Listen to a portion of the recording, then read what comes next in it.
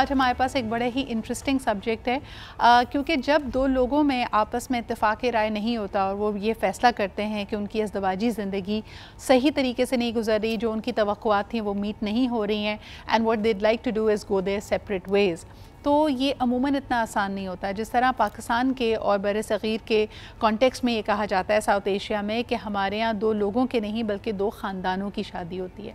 So when the families are so enmeshed together, legally चाहे proceedings आसान क्यों ना हो गई हों, अपनी ज़िंदगियों को एक दूसरे से अलग करना इतना आसान नहीं होता। और बिलखुसूस क्योंकि फ़ैमिली स्ट्रक्चर्स अल्हम्दुलिल्लाह इंटैक्ट हैं, इसका असर यकीनन आपकी औलाद, आपके बच्चों पे भी पड़ता है। क्या इम्पैक्ट हो सकता है, how do you navigate this, ये हमारे पास बार बार ये सवाल आता है। We have done shows about this previously as well, लेकिन आज एक और एपिसोड इस पर ज़रूर करना चाहेंगे। आप कॉल करके ज़रूर बताइए कि अगर आपके इर्द गिर्द आपने नोटिस किया है कि दो लोगों की अलहदगी होती है, तलाक होती है, तो उसके बाद बच्चों पे क्या असर पड़ता है, क्या बच्चों का ख्याल रखा जाता है, उनकी वेल बीइंग जो कि एक कोर्ट, एक रियासत सबसे पहले देख रही होती है, तमाम लीगल फ्रेमवर्क भी बच्चों की कस्टडी से लेके उनकी मेंटेनेंस तक इसी हवाले से बनाया जाता है कि उनके लिए कहाँ उनकी बेहतरी है। लेकिन ये बेहतरी किस तरह जज की जाए, किस तरह गेज की जाए, ये बड़ा इंपॉर्टेंट है, इस पर बात करते हैं। आज का हमारा पैनल है उससे सबसे पहले आपको इंट्रोड्यूस करूं। ऑनलाइन हमें ज्वाइन कर रही हैं Amna Ali, who is an LLP master coach, is a clinical hypnotherapist as well. बहुत शुक्रिया आमना आपकी आमद का और आपकी मौजूदगी का। इसके अलावा राबिया फ़ारूकी हमारे साथ मौजूद हैं, क्लिनिकल साइकोलॉजिस्ट हैं, माहिर नफ्सियात हैं। आपकी भी आमद का बहुत बहुत शुक्रिया। And of course we also have with us advocate Fahad Pirzada, और इनसे जो लीगल इसका एरिया है उसके बारे में ज़रूर इंफॉर्मेशन लेंगे। सबसे पहले अगर आमना आपसे मैं शुरुआत करूं, आप अपने इर्द गिर्द क्या देखती हैं? जिस तरह बार बार ये बात की जाती है कि पाकिस्तान में तलाक की शरह, अलहदगी की शरह बढ़ती चली जा रही है, a lot more marriages are ending up in divorce, तो अमूमन ये जो शादियां हैं इनमें जो बच्चे मौजूद हैं उनकी आप एवरेज एज क्या देखती हैं? अगर बच्चा 10 साल की उम्र से कम है तो उन पर क्या असर पड़ता है, और आपके इर्द गिर्द आप क्या नोटिस कर रही हैं? सबसे पहले तो मैं ये कहना चाहूँगी कि जब आपकी लड़की का अगर आप फैसला कर लेते हैं और उसमें बच्चे इन्वॉल्व होते हैं, तो दोनों पेरेंट्स को ये कंसिडर करना चाहिए कि क्या उनके ऊपर इम्पैक्ट होगा। ऑफ कोर्स मैं हमेशा ये बात कहती हूँ कि एक टॉक्सिक एनवायरनमेंट में बच्चे की परवरिश होना भी एक अच्छी बात नहीं है, और अगर आप अलहदा होने का फैसला कर ही चुके हैं तो उसको इतना एमिकेबली करें कि ऑब्वियसली उसके असरात तो बच्चे के ऊपर आएंगे, मगर उसको इस तरीके से करें कि बच्चा भी उस चीज़ से बॉदर जितना। बिल्कुल सही आमना, लेकिन ये इस तरह हो नहीं पाता। अगर मैं बल्कि ये सवाल आपके पास राबिया लेके आऊँ, हमारे यहाँ जब बात तलाक या अलहदगी तक पहुँचती है उससे पहले नरम गरम हालात ऑलरेडी चल रहे होते हैं, रूठना मनाना, आपस के झगड़े, हो सकता है लड़की ऑलरेडी बच्चों को लेकर अपने मैके चली जाती है, फिर उसके बाद ये नोटिसेस एक दूसरे को एक्सचेंज करते हैं, तो बच्चों को साथ बिठाकर उनसे बात करने की तो नौबत हमारे माशरे में आती ही नहीं है। और ये गुफ्तगू ना होना बच्चे के जहन में किस तरह के सवालात को जन्म देता है? अच्छा देखिए सिद्रा, जैसे आपने सही हाईलाइट किया कि हमारे यहाँ बात नहीं की जाती इन मामलात पे, तो कम्युनिकेशन ही एक्चुअली की है कि अगर फ़ैसला पेरेंट्स ने ये कर ही लिया है कि उन्हें अलहदा होना है, तो बच्चों को फिर उस प्रोसेस में इन्वॉल्व करना चाहिए, उन्हें बताना चाहिए बात के क्या हालात होंगे, वो उन्हें बताना चाहिए। एक बच्चे के जहन में ये सवालात आ सकते हैं कि एक तो ये हो क्यों रहा है, बहुत सारे बच्चे जो हैं वो रिस्पॉन्सिबल फ़ील करने लगते हैं, और फिर एक फ्यूचर से रिलेटेड अनसर्टेनिटी होती है कि अब आगे क्या होगा, वो किस तरह रहेंगे, अपनी अम्मी के साथ रहेंगे, अब्बू के साथ रहेंगे, उनका फ्यूचर कैसा होगा। और इस वजह से जो ये अनआंसर्ड क्वेश्चंस होते हैं, बच्चों के बिहेवियर में बहुत चेंज आता है। कुछ बच्चे होते हैं जो कि प्रॉब्लम्स को एब्जॉर्ब करते हैं, ठीक है, अपने अंदर रखते हैं, तो वो डिप्रेशन, एंग्जाइटी, स्ट्रेस, इस तरह की चीज़ों का शिकार हो जाते हैं। और कुछ बच्चे रिएक्टिव होते हैं, तो वो आपको देखने में आएगा कि वो बहुत रिबेलियस हो जाते हैं, बहुत ज़्यादा बदतमीज़ हो जाते हैं, स्टबर्न हो जाते हैं, नॉन कंप्लायंस के इश्यूज़ आ रहे होते हैं। और इसका रीज़न ये होता है कि उनके जहन में कुछ अनआंसर्ड क्वेश्चंस होते हैं, दे डोंट नो कि अब उनका फ्यूचर क्या होगा। अच्छा, इसके अलावा अक्सर ये बातें उनको दूसरों के ज़रिए भी पता चल रही होती हैं। फ़हद, आप क्या कहेंगे कि पेरेंट्स के बीच में हो सकता है लीगल एक्सचेंजेस हो रहे हैं? कई दफ़ा पेरेंट्स अगर बच्चे छोटे हैं, जैसे मैंने कहा 10 साल की उम्र से छोटे हैं, तो उन बच्चों को तो शायद डिवोर्स का मतलब नहीं पता। कई आपने मूवीज़ में ये सीन्स देखे होंगे, या घर में अगर बच्चा ये लफ्ज़ सुन ले तो उसके बाद पेरेंट्स को कन्फ्रंट करता है कि अम्मी डिवोर्स क्या होती है, मेरे दोस्त कह रहे थे कि तुम्हारे पेरेंट्स की डिवोर्स हो रही है, या मामू के बच्चे कह रहे थे कि आपके पेरेंट्स की तो आपस में डिवोर्स होने वाली है। बच्चे को किस तरह बताया जाए, और ये आपने अपनी प्रैक्टिस में क्या देखा है कि ये बच्चे ये लफ्ज़ कैसे पिकअप करते हैं, या उनको कैसे समझ आता है कि क्या हो रहा है? देखें सिद्रा, अक्सर तो बच्चों को घर में ही माहौल से पता चल जाता है कि जी हमारे पेरेंट्स किस तरफ जा रहे हैं। उसके अलावा कोर्ट के अंदर जो है वो कोर्ट इन लोग गाइड करती है बच्चों को कि जी अभी आपके पेरेंट्स सेपरेट होने जा रहे हैं। अगर बच्चा समझदार है और वो अपना जवाब दे सकता है ख़ुद, तो उस पर कोर्ट उनसे पूछती भी है कि जी आप किस तरफ जाना चाह रहे हैं, कि आप अपने फादर के साथ रहना चाह रहे हैं, मदर के साथ रहना चाह रहे हैं। लेकिन अक्सर औकात जो हैं बच्चों की ये कंडीशनिंग नहीं हुई होती, क्योंकि हमारी सोसाइटी में ना ही क्या कहते हैं बच्चों को सवाल करने की इजाज़त होती है, ना ही कोई चीज़ एक्सप्लोर करने की ज़्यादा उनको इजाज़त होती है। तो इस वजह से क्या कहते हैं वो ज़्यादा कॉम्प्लेक्स पर्सनैलिटी डेवलप कर जाते हैं। अच्छा फ़हद, आपके लिए बड़े इंटरेस्टिंग सवाल आए हैं। मुझे बताएं कि बच्चों जब तक बलूगत की उम्र तक नहीं पहुँचते, बालिग़ नहीं होते, तो यकीनन उनके हवाले से कस्टडी, मेंटेनेंस, ये चीज़ें कोर्ट डिसाइड करती है। आपने जैसे कहा कि अक्सरियत केसेस में माँ को कस्टडी मिल जाती है, वालिद की ये जिम्मेदारी होती है कि बच्चों को मेंटेन करें। लेकिन अगर मुझे बताएं कि वालिद साहिब हैसियत हैं और ये तलाक अमल में आ जाती है, तो एक बड़ा इंटरेस्टिंग सवाल ये आया है कि इन बच्चों का अपने बाप की जायदाद में विरासत का क्या मामला होता है? अगर वो पूरी ज़िंदगी वालिद के साथ नहीं रहे हैं, तो क्या 18 साल की उम्र होने के बाद या वालिद की वफ़ात के बाद उनका विरासत पे कोई क्लेम बनता है? जी बिल्कुल, विरासत का तो एक सेपरेट कानून है जो कुरान में भी दिया गया है, हदीस में भी है, फ़िक़्ह में भी है, और हमारे सक्सेशन एक्ट में भी दिया गया है। चाहे पेरेंट्स साथ हों या ना हों, बच्चों का पूरा हिस्सा होगा विरासत के अंदर, जो कानून के मुताबिक होगा। अच्छा, और यही सवाल अगर मैं आपसे वालदा के हवाले से करूं, क्योंकि अगर एक सिनेरियो ले लेते हैं कि एक कपल की आपस में डिवोर्स हो चुकी है, वो अलग हो गए हैं और फिर दोनों ने दूसरी शादी कर ली है, तो अगर ख़ातून दूसरी शादी कर लेती है और पहली शादी से जो उसके बच्चे हैं, क्या उस खातून की अपनी अगर कोई मिल्कियत है, कोई एसेट है, तो इन बच्चों का उस पर किस तरह हक बनेगा? जबकि कहा जाता है कि अगर खातून का इंतकाल हो तो पहला हिस्सा तो उसके हस्बैंड, यानी अगर उसका दूसरा शौहर हयात है और दूसरे शौहर से औलाद भी है, तो वहाँ पे सिनेरियो क्या बनता है? ये चीज़ें कानून में बिल्कुल डिवाइड की गई हैं और एलैबोरेट भी की गई हैं। सही। पहले शौहर से अगर बच्चे हैं तो उनका भी हिस्सा बनेगा। रेशो प्रोपोर्शन वो डिसाइड होगा कि जी दूसरे शौहर से कितने बच्चे हैं उनके, हैं कि नहीं हैं। दूसरे शौहर के साथ उनके शौहर पहले इंतकाल कर चुके हैं या औरत खुद पहले इंतकाल कर गई है, तो ये सारे इसने, और भाई बहनों का भी हिस्सा बनेगा उस खातून का अगर मेल चाइल्ड नहीं है उनके। बिल्कुल सही।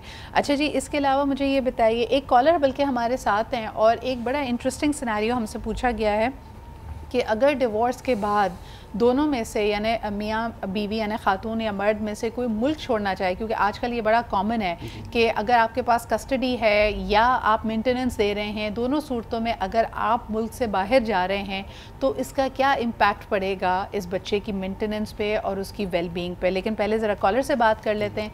हेलो, अस्सलाम वालेकुम। कर रहा हूँ, सारे मेहमानों को भी सलाम। वालेकुम अस्सलाम। जी शाह साहब, क्या कहेंगे? देखिए, बात दरअसल ये है कि अब क्राइटेरिया डिफरेंट हो गया। पहले जुल्म की ना एक दास्तान चाहे लड़के की और लड़की की और डिफरेंट थी। अब जुल्म की दास्तान दूसरी हो गई। अब लड़की से, अगर लड़की की आप सुने अकेले में स्टडी करें तो वो कहती जी मैं काम करूँ, नौकरानी हूँ, क्या घर के साफ सुथरे काम काज में लगी रहूँ, मैं ये काम करूँ वो काम करूँ, मैं इसलिए थोड़ी पढ़ लिख कितने ऊपर आई थी। और लड़के का ये होगा कि मेरी डिमांड ये है फला। अब वो चीजें बदलती जा रही है। जब देखिए जब शादी के वक्त लड़का लड़की ये सोच लें कि मैं एक तो ये पूरा एक प्लान बना लेंगे जी मुझे तो इस तरह से मिलेगा तो मैं साथ रहूंगी, और जब बच्चे हो जाते हैं, अब यकीन करें एक फैमिली में हम बीच में कूदे, उनके 2 बच्चे थे, हमने इतनी कोशिश की थी आज से कई साल पहले, आज मैं देख रहा हूँ दोनों बच्चों का भी मुस्तकबिल तारीख हो गया। 25-30 साल पहले की बात कर रहा हूँ मैं। लेकिन मैं यही कहता हूँ कि भाई अपना तो नहीं, अब बच्चों की सोच लो, लेकिन ऐसा सोच नहीं रहे होते ना पेरेंट, और लड़की के भी पेरेंट्स वाले भी और लड़के की पेरेंट्स। अच्छा, ये वैसे आपने बड़ी अहम बात की है कि एक दूसरे के मिजाज को, अपनी ज़िंदगियों को इस हद तक तो पहचान लें कि आपको लगता है कि वाकई आप लॉन्ग टर्म साथ चल सकते हैं, तभी आपको फैमिली बनाने का फ़ैसला करना चाहिए। बिकॉज़ आपकी अलहदगी या उसके बाद उठाए जाना वाला कोई कदम यकीनन उन बच्चों को इम्पैक्ट करता है। बहुत शुक्रिया कॉल करने के लिए। एक छोटा सा ब्रेक लेंगे और उसके बाद वापस आके जो अहम दस्तावेज़ात होते हैं एक बच्चे के, चाहे उसका बे फॉर्म है, उसका पासपोर्ट है, उसकी ट्रैवल है, और ख़ास तौर पे अगर उसकी कस्टडी किसी एक पेरेंट के पास है तो फिर बच्चे का बैरून मुल्क ट्रैवल करना, मुल्क के अंदर ट्रैवल करना, इसके बारे में बात करेंगे। क्योंकि कई दफ़ा लोगों को इस बात का अदराक नहीं होता कि अगर आपके पास कस्टडी है भी, लेकिन उसके बावजूद अगर आपने इंडिपेंडेंटली अपने बच्चे के हवाले से, जिसको आप को पेरेंट कर रहे हैं अपने साबका शौहर या साबका बीवी के साथ, अगर आप उसके लिए इंडिपेंडेंटली डिसीजन लेते हैं तो ये एक क्रिमिनल ऑफेंस होता है। दोनों पेरेंट्स की मौजूदगी और उनसे राय लेना बड़ी अहम है। बड़ा अहम है कि बेशक आपका अज़दवाजी रिश्ता ख़त्म हो जाए, लेकिन जो वैल्यूज़ आप अपने बच्चों को दे रहे होते हैं उस पर आपका रवैया और आपका अखलाक उसके साथ बिल्कुल मेल खाता हो। यकीनन हालात बड़े मुश्किल होते हैं, तभी लोग ये डिसाइड करते हैं कि उन्होंने अपनी शादी को ख़त्म करना है, लेकिन आपके पास एक ज़िंदगी भर की ज़िम्मेदारी होती है टू को पेरेंट द चिल्ड्रन टुगेदर। आमना, इसमें कई लोग गलती करते हैं, यानी जो अपना गुस्सा अपने रिश्ते की तरफ होता है, चाहे वो गिले हों, शिकवे हों, उनके साथ कोई ज़्यादती हुई है, जो पेरेंट बच्चे की कस्टडी लेता है, कभी ना कभी अनफॉर्चुनेटली उसका गुस्सा छलक कर बच्चे के ऊपर आ जाता है और वो उसको उसी अंदाज में उसके फादर या मदर के बारे में बात करता है जैसा उसने ख़ुद एक्सपीरियंस किया होता है। इसके क्या नुकसान आते हैं बच्चे की पर्सनालिटी के ऊपर? बहुत ज़्यादा डीप रूटेड नुकसानात हैं और ये लोगों को रियलाइज़ करना चाहिए कि जो आपकी अपनी रिलेशनशिप की टॉक्सिसिटी है वो बच्चों में जब आती है तो आप क्या तो रिश्ता उस अच्छा, अनफॉर्चुनेटली आमना का कनेक्शन थोड़ा हम बेहतर करने की कोशिश करेंगे। राबिया, अगर यही सवाल मैं आपके पास लेके आऊँ, बिकॉज़ अर्ली डेवलपमेंट और बच्चे की जो पूरी पर्सनालिटी, पूरी साख है, उसकी बुनियाद उन्हीं सालों में पड़ रही होती है। अगर अनफॉर्चुनेटली वो अज़दवाजी झगड़ों की नज़र हो जाए या पेरेंट्स की अलहदगी बच्चे को एक्सपीरियंस करनी पड़े, इसका क्या ट्रॉमा उसकी पर्सनालिटी पे होता है? और दूसरा सबसे अहम चीज़ कि अगर दोनों वालिदैन इतने मैच्योर हैं कि वो बच्चे की वेलबींग को वाकई फ़ौक़ियत देते हैं, तो वो इस ट्रॉमा को मिनिमाइज़ कैसे कर सकते हैं? अच्छा, देखें, अगर इसको मैनेज नहीं किया जा रहा तो फिर तो ट्रॉमा जो है वो ज़ाहिर है, एक जैसे आमना ने भी हाईलाइट किया कि बहुत डीप रूटेड इफ़ेक्ट्स होते हैं।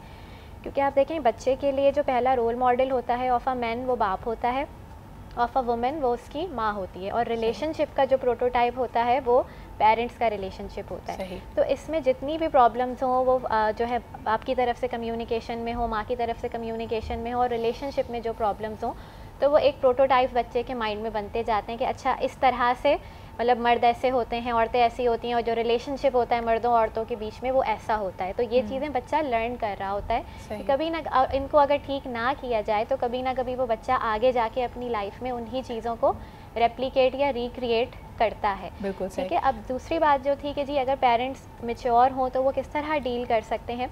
सबसे पहले तो ये कि उन्हें समझना चाहिए कि भाई अलहदगी का फ़ैसला उनका अपना था और बच्चों ने उससे सफ़र किया है, वो बच्चों की चॉइस नहीं थी, तो वो बच्चों को उसके लिए रिस्पॉन्सिबल नहीं ठहरा सकते। उन्हें बच्चों के साथ अपना रवैया ठीक रखना है, और जो एक दूसरे की उनके दिल में जितनी भी बुराई हो एक दूसरे के लिए वो बच्चों पे प्रोजेक्ट नहीं करनी, क्योंकि इस तरह से वो एक overall man and women and relationship between man and women उसका इमेज ख़राब कर रहे हैं। अच्छा, और एक जो वैल्यू सिस्टम होता है, आमना इज़ बैक विद हर, तो आमना आपके पास ये वापस लेके आना चाहूँगी।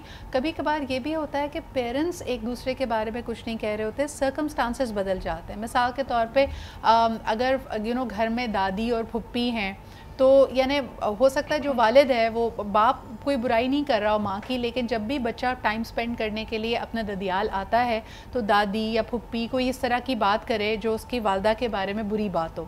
लाइकवाइज ननियाल में हो सकता है, क्योंकि अब खातून के पास इतने वसाइल नहीं हैं, वो अपने भाई के घर रह रही है तो भाई भावे जिन लोगों की बातें इस तरह की हो सकती हैं कि बच्चे के जहन में अपने वालिद का एक नेगेटिव इम्प्रेशन आए। तो क्या दोनों पेरेंट्स के पास ये रिसोर्सेज, ये टूल्स होते हैं कि वो जो आउटसाइड चैटर है जो बच्चे को इफ़ेक्ट कर रही है, उसको कैसे मैनेज करें वो लोग?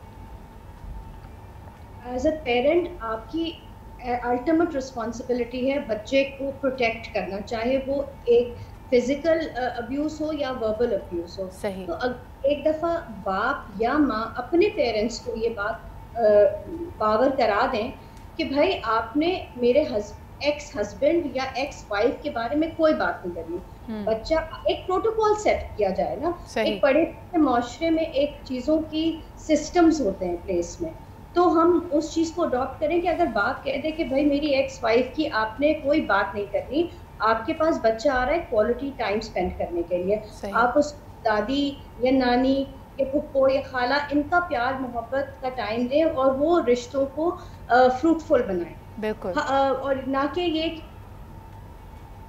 बिल्कुल। अच्छा, आमना ने जो बात कही, इसी का एक और पहलू जो हम ब्रेक पे जाने से पहले भी डिस्कस कर रहे थे कि याद रखना चाहिए कि कस्टडी बेशक बैटल किसी ने भी जीती हो, मेंटेनेंस कोई भी दे रहा हो, ये बड़ा अहम है फ़हद के लोगों को ये रियलाइज़ हो कि आपने कई डिसीजंस बच्चों के साथ मिलकर लेने हैं। हम कई लोगों की बात सुनते हैं कि बच्चे जवान हो गए, अब उनके अहम फ़ैसलों में कि बच्चे ने कहाँ कॉलेज में पढ़ना है, किससे शादी करनी है, कौन से मुल्क में रहना है, वो बग़ैर दूसरे से कंसल्ट किए ये फ़ैसला कोई एक पेरेंट ले रहा होता है। और अक्सर शादियों के बारे में कहा जाता है कि जो फादर्स कह रहे होते हैं कि जो मेरी तो बेटी की शादी तय कर दी और मुझसे किसी ने पूछा भी नहीं, या मेरे बेटे की शादी कर दी और मुझसे किसी ने पूछा नहीं। ये जो गिले शिकवे होते हैं, आपके ख़्याल में इसमें किसी एक का कसूर होता है या ताली दोनों हाथों से बजती है कि आप भी काफ़ी अरसे से डिस्कनेक्टेड थे, तभी इतना बड़ा फैसला हो गया और आपके इल्म में नहीं था? जी, ऑब्वियसली ताली दोनों हाथों से ही बजती है। को पेरेंटिंग इसीलिए तो कहते हैं कि जी आप बिलाशक सेपरेट हो गए हो, लेकिन बच्चों की खातिर आप एक दूसरे से बात तो करें। कोर्ट्स में मैंने अक्सर देखा है कि कपल्स बात नहीं कर रहे होते एक दूसरे के साथ, उल्टा ऐसे एक दूसरे को देख रहे होते हैं कि जैसे एक दूसरे के जानी दुश्मन हो, और बच्चा वो वहाँ पे ये चीज़ ऑब्ज़र्व कर रहा होता है, क्योंकि कोर्ट मीटिंग पे बच्चों को बुलाती है। मीटिंग्स के अंदर ये काफ़ी लड़ाई झगड़े भी हुए हैं कि जी बच्चा बाप से बात नहीं कर रहा, तो बाप क्या कहते हैं वो कोर्ट में जज को शिकायत कर रहा है कि जी माँ ने इसको ये पट्टियाँ पढ़ाई हुई हैं। तो ऑब्वियसली बात है ये अच्छा, वैसे बच्चे कितने इम्प्रेशनेबल होते हैं राबिया? ये अगर बच्चे को ये सीख दी जाए, बच्चा 24 घंटे माँ के साथ रहता है और बच्चे को कहा जाए कि फ़लानी बात बाबा को नहीं बतानी है जब भी तुम उनसे मुलाकात करो, यानी विद होल्डिंग इन्फॉर्मेशन और लाइंग अबाउट इन्फॉर्मेशन, ये माएँ या जो जिस भी पेरेंट के पास कस्टडी होती है वो ये एक्सरसाइज करते हैं, और इसका क्या असर पड़ता है? बिल्कुल, ये चीज़ भी एक्सरसाइज करते हैं और एक तरह से नेगेटिविटी क्रिएट करना ये भी करते हैं। अच्छा, जहाँ तक इम्प्रेशनेबल होने की आपने बात की है, 7 साल तक के बच्चे तो बहुत ज़्यादा इम्प्रेशनेबल होते हैं। 7 साल के बाद जो अपनी कॉग्निटिव एबिलिटीज़ होती हैं, डिसीजन मेकिंग, वो डेवलप होना शुरू होती हैं। मतलब अपने फ़ैसले एक बच्चा 7 साल की उम्र के बाद कर सकता है। उससे पहले जो भी होगा वो इम्प्रेशन होगा जो उसको सिखाया जा रहा है। अब उसको सिखाया ही ये जा रहा है कि झूठ बोलना है, ठीक है, इन्फॉर्मेशन छुपानी है, सही बात नहीं बतानी है, तो वो उसकी पर्सनैलिटी का कहीं ना कहीं हिस्सा बनती जाएगी वो बात, और उसमें उसको कुछ गलत नहीं नज़र आता ना। अगर अम्मी बोल रही हैं या अब्बू बोल रहे हैं तो फिर मेरा झूठ बोलना कैसे गलत होगा, ठीक है। इस तरह से जो है एक हैबिचुअल लाइंग बच्चे सीख सकते हैं। दूसरा ये कि एक बहुत ज़्यादा सेल्फ डाउट्स भी क्रिएट हो जाते हैं, सेकंड गेसिंग वन सेल्फ, कि भाई अगर वो एक चीज़ करना चाह रहे हैं तो उस पर उनका जहन जो है वो एक तरफ हो ही ना पाए कि भाई मैं ये करूं या ना करूं, ठीक है, ये चीज़ ऐसे करनी चाहिए नहीं करनी चाहिए, इस पे अम्मी क्या कहेंगी, ये हो गया तो क्या होगा। तो बहुत सारा बच्चों की अपनी पर्सनालिटी में इससे बहुत ज़्यादा टूट-फूट होती है। मैं कभी कभी ये वंडर करती हूँ आमना, ये सवाल मैं आपके पास आना चाहूँगी कि हम कई जो हमारे लिए नॉर्म है ना कि एक बच्चे के लिए उसके वालिदैन, दोनों वालिदैन का साया होना बहुत इंपॉर्टेंट है। बच्चा कभी लाड में माँ से किसी ख्वाहिश का इजहार करता है, कोई नखरा या कोई ख्वाहिश अपने वालिद साहब से करता है, फरमाइश करता है, क्योंकि ये चीज़ें एलिमेंट्स मिसिंग होती हैं तो यकीनन बच्चे की पर्सनालिटी को धचका तो लगता है। लेकिन आमना, हमारे यहाँ जो एक आम तसव्वुर है कि ब्रोकन फैमिलीज़ के, या बच्चा अगर एक वालिद या वालदा के साथ रह रहा है, एक पेरेंट के साथ रह रहा है, तो उसकी पर्सनालिटी अधूरी हो जाती है, शैटर्ड हो जाती है, उसकी दिल में बहुत सारी हसरतें रह जाती हैं। क्या हमारी बतौर माशरा ये प्रोजेक्शंस हैं या इसमें वाकई कोई हकीकत भी है? देखिए, प्रोजेक्शंस का भी असर है और उसमें कुछ हकीकत भी है, दोनों तरीके से है। बट इसमें जो एक पेरेंट यार इट्स सो अनफॉर्चुनेट कि जब भी हम आमना से बात करने लगते हैं तो आवाज़ कट जाती है, लेकिन ये पॉइंट इतना अहम है। राबिया, आपके पास आना चाहूँगी, if you can help us out in this, कि बच्चा, अक्सर लोग कह रहे होते हैं ना कि देखो इनका क्योंकि फैमिली ब्रोकन है, इस बच्चे पे मुझे बड़ा तरस आ रहा है, इसकी आंखों में देखो एक हसरत है। ये हम खुद इमेजिन कर रहे होते हैं या इसमें वाकई कोई सच्चाई भी है?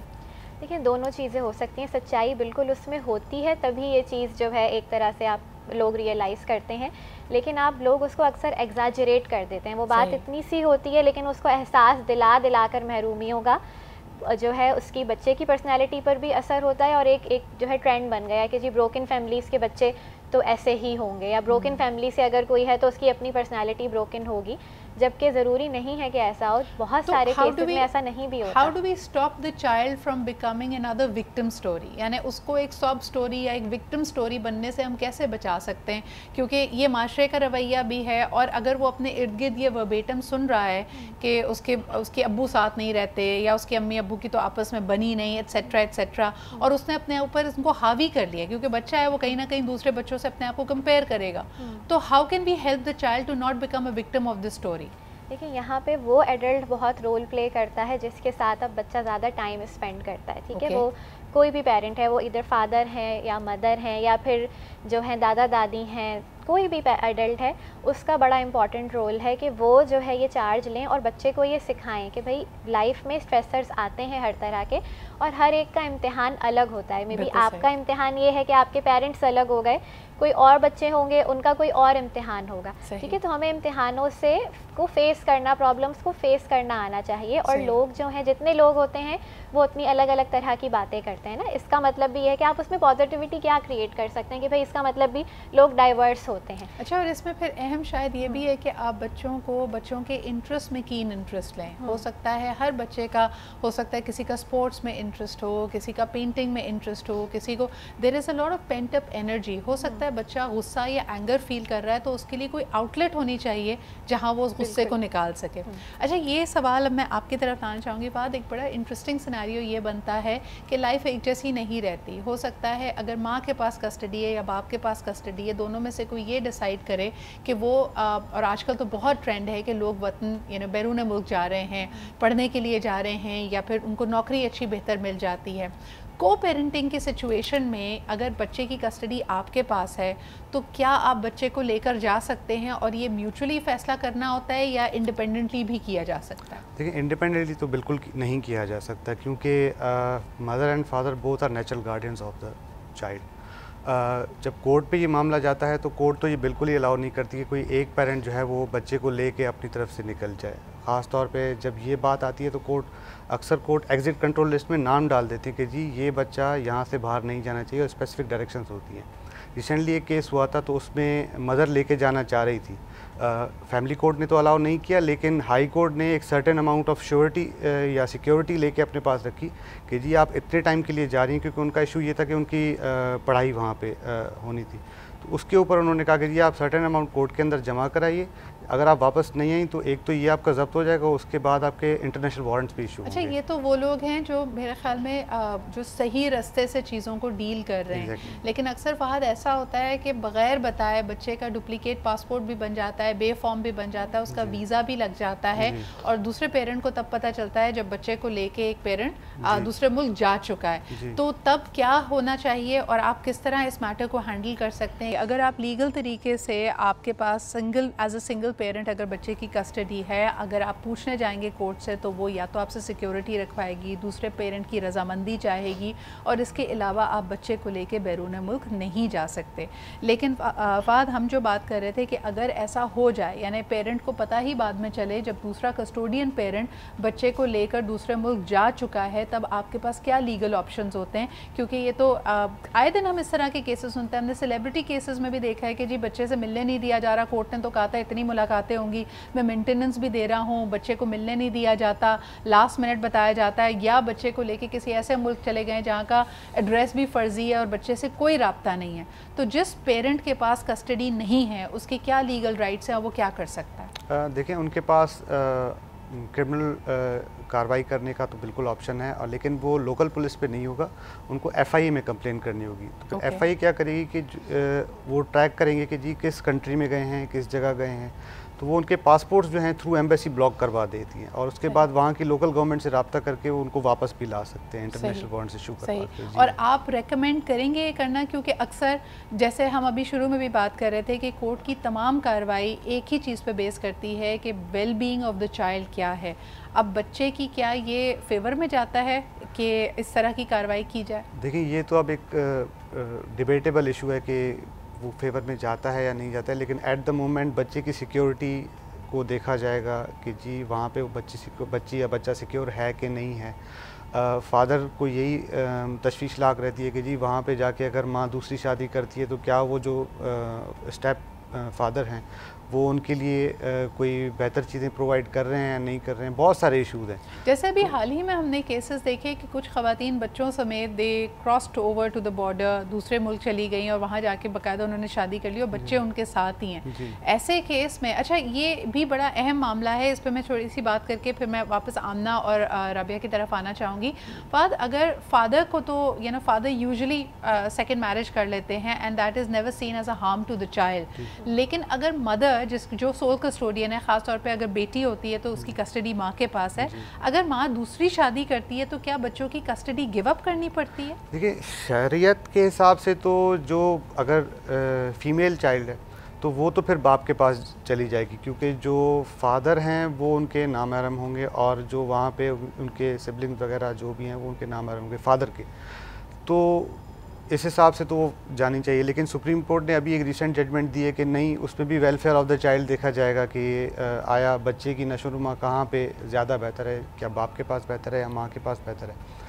तो उस सिनेरियो में ऑनरेबल जस्टिस आयशा मलिक ने ये जजमेंट ऑथर किया था और उन्होंने कस्टडी माँ को ही दे दी थी। यानी अब मदर्स को अगर वो सोल कस्टोडियन है और वो दोबारा शादी करने का फैसला करती हैं, they do not lose the custody of the child, that's a major decision. But they have to justify कि जी क्या कहते हैं उनके पास वेलफेयर है कि नहीं। बिल्कुल सही। आमना, आप क्या कहेंगी कि कितना मुश्किल होता है एक बच्चे के लिए पहले तो इस बात को एक्सेप्ट करना कि उसके पेरेंट्स की अलहदगी हो गई है, और उसके बाद if any of the parents decides to get married, क्योंकि इवेंचुअली लोगों ने मूव ऑन करना होता है, और अगर उनकी ज़िंदगी में कोई और आता है या वो दूसरी शादी करते हैं, इसका क्या असर बच्चों पे पड़ता है? इसका असर काफ़ी ड्रामेटिक भी हो सकता है और काफ़ी लॉन्ग लास्टिंग भी होता है, क्योंकि आपको मैं ये बताना चाहूँगी कि ये जो इम्प्रेशनेबल एज जिसकी बात हुई है कि अंडर 7 years old, जो उस वक्त प्रॉब्लम्स राइज होते हैं ना, तो एज पेरेंट्स सबको ये रियलाइज़ करना चाहिए कि वो उस वक्त बच्चे को तो आप चुप करा देते हैं या आप उसको नज़रअंदाज कर देते हैं, बट वो उसकी सारी ज़िंदगी के लिए एक स्कार बन जाता है। और आप 40 साल की भी उम्र तक पहुंच जाएं और अगर आपके वो इश्यूज रिजॉल्व नहीं हो जो चाइल्डहुड में आपको लगे हैं, around the age of 7, 8, 6, all these impressionable periods of a child's life, and it can have very, very deep and profound impact on the child. So of course जो दूसरे step parents की जो picture में entry होती है उसमें भी बच्चे को बहुत आहिस्ता आहिस्ता मानूस करना चाहिए उस सिचुएशन के साथ, ताकि वो उसको एक्सेप्ट करना मुश्किल है उस बच्चे के लिए, मगर उसको एटलीस्ट वो विंडो ऑफ अपॉर्चुनिटी देना चाहिए कि वो एटलीस्ट अपने आप को उस चीज़ से क्लामेटाइज कर ले। बिल्कुल सही। अच्छा, यही सवाल Rabia, very quickly last couple of minutes of the show, कि अगर अलहदगी के बाद दोनों मियाँ या बीवी यानी मर्द या खातून में से कोई दूसरी दफ़ा शादी करने के बारे में सोच रहा है तो अपने बच्चों को मेंटली इसके लिए कैसे तैयार करें? देखिए, मेंटली तैयार करना again responsibility falls on the adults. जितने भी एडल्ट्स हैं पिक्चर में उनकी ज़िम्मेदारी है, वो खा उनकी अपनी मदर हैं बच्चे की जो दूसरी शादी करने का सोच रही हैं, तो वो बच्चे को ये क्लियरली बताएं, ठीक है, कि इसके क्या क्या प्रोज एंड कॉन्स हो सकते हैं, आगे के हालात कैसे हो सकते हैं, और जिनसे वो शादी कर रही हैं, ठीक है, जो कि इस पिक्चर में बाप की हैसियत से एंटर जिन्हें होना है, उन पर भी फिर ये रिस्पॉन्सिबिलिटी आती है कि वो भी उस बच्चे से जो है ख़ुद का तारुफ़ करवाएं और एक बॉन्ड क्रिएट करने की कोशिश करें, ठीक है, हम ये कह देते हैं कि जी मतलब अगर हम ना समझें इस मॉरल उसको रिस्पॉन्सिबिलिटी को कि जी उसके बच्चे हैं, उसकी ज़िम्मेदारी है, अक्सर दूसरी माओं का, दूसरे जो बाप होते हैं उनका ये रवैया होता है स्टेप पेरेंट्स का, लेकिन मॉरली अब आपकी ज़िम्मेदारी है। अगर आप एक पिक्चर में एंटर हो रहे हैं जहाँ ऑलरेडी बच्चे मौजूद हैं, तो फिर आपका उनसे कम्युनिकेट करना, उन्हें जितना क्लियर आप बता सकते हैं कि जी ये रिश्ता किस तरह का होगा, क्या क्या इसमें एक्सपेक्टेशंस हैं, किसके क्या रोल्स हैं, क्या रिस्पॉन्सिबिलिटीज़ हैं, क्या सेटअप होगा, आप बच्चे की एंग्जाइटी को उतना कम कर सकते हैं। बिल्कुल सही, बहुत बहुत शुक्रिया। राबिया हमारे साथ मौजूद थी, एडवोकेट फ़ाहद हमारे साथ है और आमना अली। आसान डिसीजन नहीं है, किसी भी तरह से आसान डिसीजन नहीं है। पहले अलहदगी या तलाक़ इख्तियार करना और फिर उसके बाद बच्चों को को पेरेंटिंग सिनेरियो में रखना, अपने उन तमाम इशूज़ को बालाए ताक रख कर बच्चे की मेंटेनेंस और उसकी वेलबींग, उसकी नशोनुमा को फ़ौक़ियत देना, मगर दैट इज़ एग्जैक्टली जो वालिदैन का फ़र्ज़ है और यकीनन इस फ़र्ज़ में कोताही ही नहीं होनी चाहिए। This is your true test as a human being कि आप किन वैल्यूज़ को लेकर, किन अक़दार को लेकर दुनिया में चल रहे हैं और अपने बच्चों को भी उसी तरह की तरबियत देना चाहते हैं। इसी के साथ मुझे इजाज़त दीजिए, इंशाल्लाह कल आपसे फिर मुलाकात होगी। खुदा हाफ़िज़।